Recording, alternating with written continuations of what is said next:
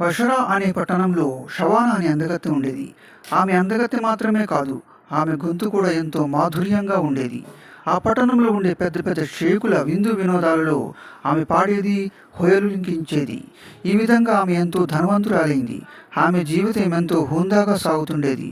ఆమె తన స్నేహితులతో నగరంలో తిరుగుతుండగా మార్గ మధ్యలో హజరత్ సాలిహుల్ మరి రహమతుల్లా గృహం ఉంటుంది. ఆయన మిక్కిలి అల్లాహ్ భక్తుడు.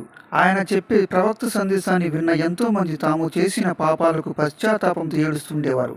అతని గురించి ఒక దైవభక్తురాలి మాటలు విన్న షవానా ఎగతాళిగా నవ్వుతూ ఆయన గృహంలోకి ప్రవేశించి ఆ సందేశాన్ని విని ఆమె కళ్ళు కన్నీళ్ల పర్యంతమయ్యాయి. ఆమె తన పాపాలకు పశ్చాత్తాపపడి మార్గం చూపమని ఆయనను వేడుకుంది. ఆయన ఆమెతో పాప ప్రక్షాళన చేసేవారిని అల్లాహ్ తప్పకుండా క్షమిస్తాడని చెబుతారు. ఆమె తన తప్పు తెలుసుకుని తన దగ్గరున్న డబ్బుని బీదవాళ్లకు పంచేసి ఓ గొప్ప అల్లాహ్ భక్తురాలిగా మారిపోయింది.